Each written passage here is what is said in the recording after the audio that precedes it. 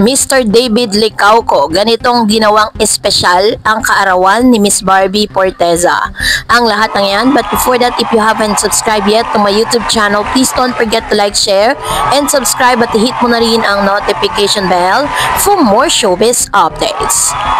Bago tayo of course magpatuloy sa ating updates for today's video, nais ko pong pasalamatan kayo for always watching and trusting this channel.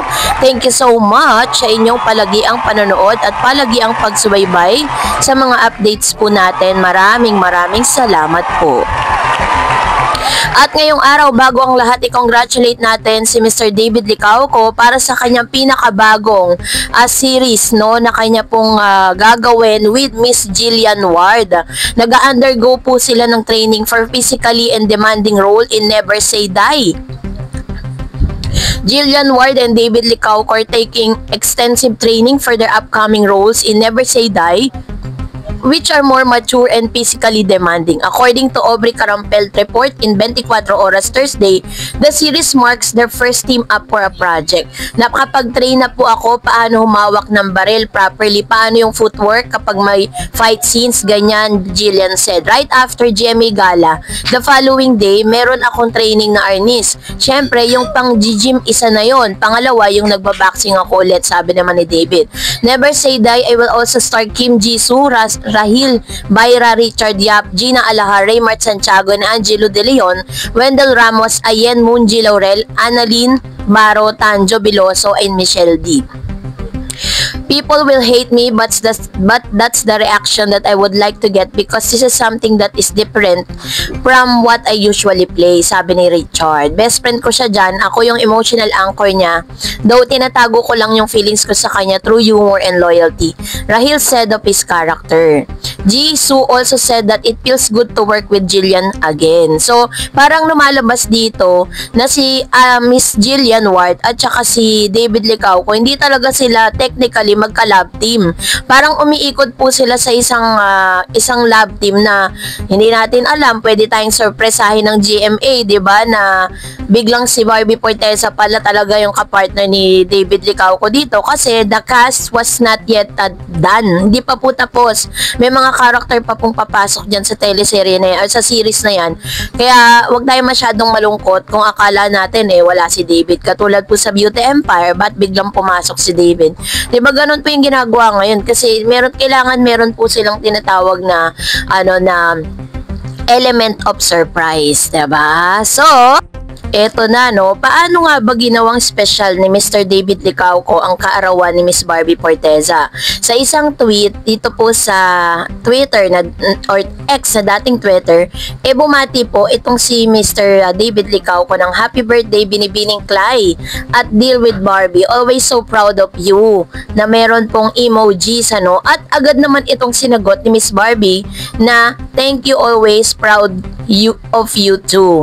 At kasabay nito is talaga naman masasabi natin na dun po sa mga pagbati nitong si Mr. David, ang dami po talagang mga reaction, may mga good and bad reactions, and at the same time meron din po talagang masasabi natin na si Mr. David Licauco talagang special sa kanya si Miss Barbie. Biruin po ninyo sa mga interviews niya kung paano niya laging binabanggit ang pangalan ni Miss Barbie Forteza, diba? Katulad ng sinabi niya sa kanyang interview, ito panoorin natin. Hindi ako sanay na nawala si Barbie, and like the past 3 teleseries ko, like kung kasama si Barbie. And yeah, I hope to work with you soon again. Nakakamiss pag nakita ko si Barbie na iba yung eksena niya, parang ano ba to? To be honest, itong teleserye na ito hindi ako sanay. Inatuwa ng mga netizen ang mga sagot nitong si Mr. David Licauco, diba? Parang iba yung kasama niya, pero si Barbie pa rin talaga ang hinahanap-hanap niya. Kaya naman talaga na kinilig ang lahat ng mga fans ng Barday. Alam niyo po, hindi po gagawin niya ni Barbie at ni David Licauco yung mga sweet na mga photos, sweet na mga messages, and sweet na mga interviews, kung talagang hindi sila special sa isa't isa. Kasi wala naman silang project talaga na masasabing together sila Iba po ang mga kasama nila sa mga proyekto nila, pero ginagawa nila yan dahil hindi pang showbiz yan. At the same time, isa rin sa mga kinatuwaan ng mga netizen, meron po kasing nakarating sa source na itong si David Licauco ay nagpadala ng food doon po mismo sa taping, sa pinaka-last taping po ng Beauty Empire, kung saan meron pong parang sinasabing last episode po nila na chinut. So hindi po nagpahuli kasi nga 'di ba nandoon si David Licauco at alam niya na iso-surprise ng mga Beauty Empire ito pong si Miss Barbie. Kaya naman si David Licauco po ay nagpadala ng food para to make sure na talagang ma-celebrate ng maayos yung kaarawan ni Barbie. So yun po yung ilan sa mga kaganapan. And for that, narito naman ang ilan sa mga komento, reaction po ninyo patungkol naman sa ating latest updates. So magbabasa tayo ng mga comments ninyo and reactions dahil talaga namang ang dami po mga positive reactions po patungkol sa ating latest updates. So unahin po natin ang isa sa mga viewer po natin na sino to? Si Miss Lenny Diata. Sabi niya, that's how she showed her appreciation sa mga friends niya na took time to attend sa premiere night ng movie niya. No malice. And besides, hindi sila talo ni Jameson, period. Sana magets sa mga ibang fans dyan. Which is true, diba? Wag po natin bigyan ng masyadong mali siya. Ang dami kasing bashers na binibigyan mali siya. Yung pagyakap ni Miss Barbie Fortesa kay Jameson, gano'n naman talaga siya mag-appreciate kahit naman yung ibang mga artista. Masyado lang kasing nakafocus yung mga bashers. At saka masyadong malisyoso, masyadong ang daming masyadong maraming big deal kasi ganito lang yan. Kapag basher ka, kahit anong gawin ni Barbie, ibabash mo yan. Kahit anong gawin ni David, ibabash mo yan. Pero yung mga magagandang ginagawa nila, hindi mo yan mapapansin kasi nga basher, 'di ba? Sabi po ni Miss Trinidad, bye-bye. Thank you Miss Tarot sa update tungkol kay Barbie and David. They are truly real in the relationship. I love David's statement in JB Vlog. David is family-oriented.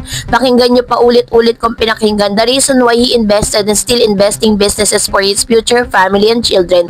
He made mention na kung gusto daw ng girl niya ay plain wife, it's okay for him as long as susuportahan lang siya sa kanya mga businesses. At kung gusto daw ipagpatuloy ang pag-aaral na maging doktor, pag-aaralin daw. Kaya naman, ito na, talaga ayun po yung mga sinabi ni Mr. David Licauco sa isang interview niya patungkol po dun sa bago niyang business venture na itinayo, 'di ba, sa SM, parang SM Manila, ang bagong bukas na Kuya Korea. Kasi aside dun po sa pagiging artista, pine-prepare niya na rin yung sarili niya sa stage ng pag-aasawa. That's really green flag po yan para sa lahat ng girls. Biruin po ninyo, sinong lalaki ang nagpe-prepare for his future, 'di ba? At ito pa sabi niya, nagarin daw kaya may balak pa siya bumili ng property sa Siargao dahil gusto daw niyang papatayuan ng B&B. David is really family-oriented and loving person. Ang tinutukoy ko sa tingin na pag-aaralin na maging doktor ay si Barbie. Gusto ko sila magkatuluyan. Varda forever, wala nang iba. Ayan. So ito naman yung kanyang komento with regards to this. And napakaganda ng gesture na ginagawa ni David Licauco, 'di ba? Parang kung ikaw yung girl, talagang mapapahanga ka sa mga statement niya, kung paano niya i-ready yung sarili niya. And of course, sabi ni Miss Mary Ana Shibata, thank you Dareds, puro magandang news mo sa Barda, ikaw ang pinagkakatiwalaan namin, more news sa Barda. Sabi ni Miss Tessie Pisawis, yes, tama kasi si Dareds, ganyan talaga mga taga Laguna. Ayan. So kasi po maraming salamat po sa mga comments niyo at na-appreciate niyo po yung mga updates sa atin kasi ayoko po kayo ma-stress. Ang gusto ko po habang nagbabasa kayo ng ating or nanonood kayo ng vlogs po natin, ng updates, kasama po kayo na nakangiti, 'di ba? Kasi ang dami na po mga negative news, Bakit kailangan nating mag-dwell doon? Dito tayo sa positibo. Sabi ni Miss Tess, the reason why we support so much Barbie, you're the best ever, happy birthday wishes. You are the happiest birthday in your life. Enjoy being single era. Bravo to your P77 movies. We love it, Barbie. Thank you, Miss Tarets. Ayan. Thank you din, Ma'am Chites, sa inyo pong suporta sa P77. Alam niyo po, mixed emotion po yung mararamdaman ninyo pag nanood kayo ng P77. Bakit kaya parang kakaibang horror film siya? And of course, sabi ni Miss Meleta Tampol, happy birthday Barbie. Nanood na po kayo ng movie niya. Ang ganda ng story at ang galing-galing niya sa movie na ito. Very true. Galing po ni Barbie. Lahat na ata ng emosyon pinakita niya doon. Biruin po ninyo, naglilinis siya ng CR, diba? Ayoko pong i-spoil kayo pero mas maganda na kayo po mismo yung manood, And Miss Laura Toledo, happy birthday sa pinamagandang primetime princess na si Barbie Forteza. And Miss Leia Bautista, blessed happy birthday Barbie. May God continue to bless your heart with love and kindness. Yan, ito naman yung kanilang mga birthday wishes for Miss Barbie Fortes. Alam nyo bakit sobrang successful ni Miss Barbie ngayon? This because lahat po ng mga sumusuporta sa kanya is talagang sobrang mahal na mahal siya, diba? Sabi ni Miss Rosalinda, I can't wait 2:37 to see that movie P77. Kaya lang sa Netflix lang ako pwede dahil dito ako sa Hawaii. Ayun, wala po ba sa Hawaii? Kasi ang alam ko po kasi, kaya may Warner Brothers, para mas malawak yung range na pwedeng i-distribute yung movie. Sabi ni Miss Teresita, magandang umaga sa'yo, Dareds. Babatiin ko lang yung idol kong si Barbie ng happy birthday kahapon. Wish ko sana marami birthdays to come at makagawa pa siya ng pelikula ng mahal niyang David nyo. Ingat po kayo palagi and God bless po. Ayan, salamat din Ma'am Shi, Julie Banasian. Ayan. And of course, sabi po ni Miss Julie, hello po Miss Sareds, ask ko lang po, may nabanggit kayo na last taping na ng Beauty Empire. Okay lang kung di aamin ng barda, pero malapit ng solong mabuking dalhin sa malalapit nilang kaibigan. Natuwa pa ako kay Alden ay yumakap siya kay Barbie. May binulong siya. So pag-usapan natin yan na nakamay kaya pinigilan siya ni Barbie. Si David naman po, ipinapanood silang dalawa ni David. Basta forever barda po ako. Thank you Miss Sareds sa mga updates nyo. Ingat po kayo palagi and God bless po. Ayan. Salamat Ma'am Shi, Julie, no. Pag-uusapan po natin yan in other vlogs, diba? So may alam talaga si Alden. Sabi ni Miss Jessica Jones, pansinin niyo yung boyfriend ni Barbie, si Jack. Hindi siya ganyang katachi kay Jack gaya ng pagyakap niya kay Alden at Jameson. So I therefore conclude na mas touchy si Bibi pag friend niya lang yung tao. Mas guarded siya pag may something siya sa tao.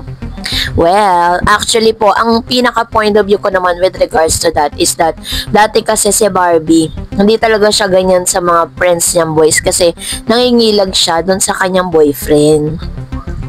Tapos sabi pa ni Ma'am si Jessica, oo nga, paano magkakarelasyon? Nung December lang yata sila nagkakilala ni Barbie, si Jameson dahil sa Netflix shooting. Ibig sabihin ba, ganun kadali ma-fall si Bibi? Ganun ba iniisip nila? Isip-isip din si Jack nga, tagal naging friend nila bago sila maging jowa.